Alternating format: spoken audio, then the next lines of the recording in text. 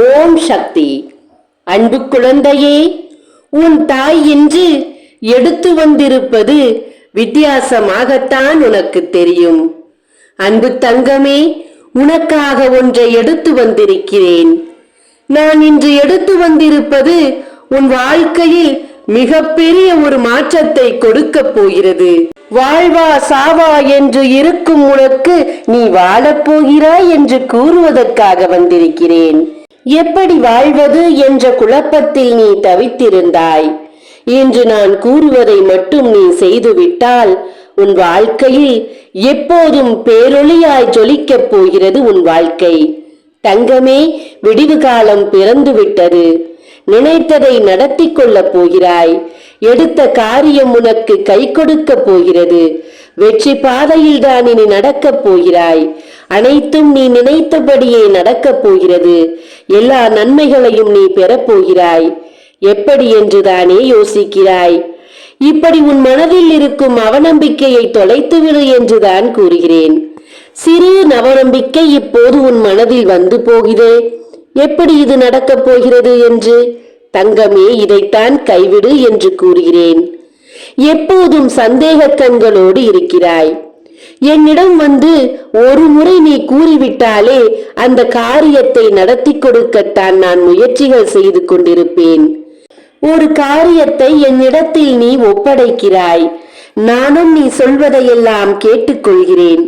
ஆனால் நீ அந்த புறமும் இந்த புறமும் நடந்து கொண்டிருக்கும் போதெல்லாம் தாயே நடக்குமா, தாயே நடக்குமா என்று ஒவ்வொரு முறையும் நீ என்னை பார்த்து கேட்கும் போது எனக்கே என் மீது சந்தேகம் வருகிறது, என்னால் இதை நடத்த முடியுமா என்று. நம்பிக்கை என்பது எப்போதும் அசைக்க முடியாதபடி இருக்க வேண்டும். அவநம்பிக்கை வந்துவிட்டாலே அந்த இடத்தில் எல்லாம் நாசமாகும் என்பதை புரிந்து கொள். வீட்டை பூட்டுகிறாய். பூட்டிவிட்ட பிறகு அந்த பூட்டை இழுத்து இழுத்து பார்த்து கொண்டு அங்கேயே பூட்டுக்கு காவலாக அமர்ந்து விட்டால் போகும் வேளை என்னவாகும்? புரிந்ததா? ஒரு முறை வீட்டை பூட்டிவிட்டால் அதன் மீது நம்பிக்கை வைக்க வேண்டும். பூட்டிவிட்டேன், பத்திரமாக இருக்கும் என்று சொல்லிவிட்டு போக வேண்டும். வீட்டை பூட்டிய பிறகு தாளை பிடித்து இழுத்து இழுத்து பார்த்து சந்தேகத்தோடு நிற்கிறாயே, இது என்ன காரியம் என் தங்கமே? நம்பிக்கை வைப்பவர்கள் மீது வைத்துத்தான் ஆக வேண்டும். அனைவர் மீதும் வைத்து நம்பிக்கை துரோகம் பெறக்கூடாது. நான் இந்த ஆதி பராசக்தி என் மீது வை என்றுதானே கூறுகிறேன். தங்கமே, என் மீது வைத்த நம்பிக்கை என்றும் பொய்யாகாது. உன் நம்பிக்கையை நான் வீணடிக்க மாட்டேன். என் மீது சிறு நம்பிக்கை வைத்தாலும் அதற்காக போராடி வென்று கொடுப்பேன் நான். அதுதான் இந்த ஆதி பராசக்தியின் வேலை என்பதை நீ புரிந்து கொள். தங்கமே, உனக்கான நாள் வந்துவிட்டது. உனக்கான வேலை வந்துவிட்டது. தருணம் வந்துவிட்டது. நிமிடம் வந்துவிட்டது. தங்கமே, அனைத்தையும் பெறப்போகிறாய். நான் சொல்வது ஒன்றே ஒன்றுதான். ஞாபகத்தில் வைத்துக்கொள். உன்னால் எப்போது முடியுமோ, அதாவது அதற்குண்டான நேரம் வரும்போது நீ அதை செய்வாய்.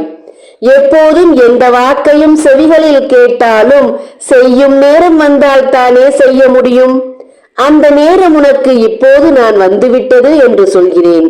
ஆனால் உன் அவநம்பிக்கை கொஞ்சம் அலக்களிக்குமே உன்னை. அதனால் தான் கூறுகிறேன், நான் சொல்வதை நம்பிக்கையோடு செய். ஒரு பூட்டை வாங்கிக் கொள்ளேன் தங்கமே.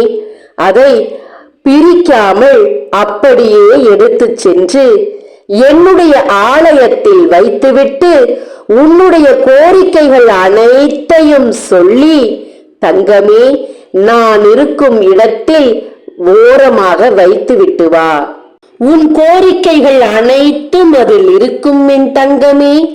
அந்த நேரத்தில் நீ வைத்துவிட்டு வந்த பிறகு யாரால் அந்த பூட்டை எடுத்து பிரித்து அதை பார்க்கிறார்களோ, அந்த பூட்டு சரியாக இருக்கிறதா இல்லையா என்று அவர்களின் சந்தேகத்தாலும் அதை திறந்து பார்ப்பார்கள் அல்லவா?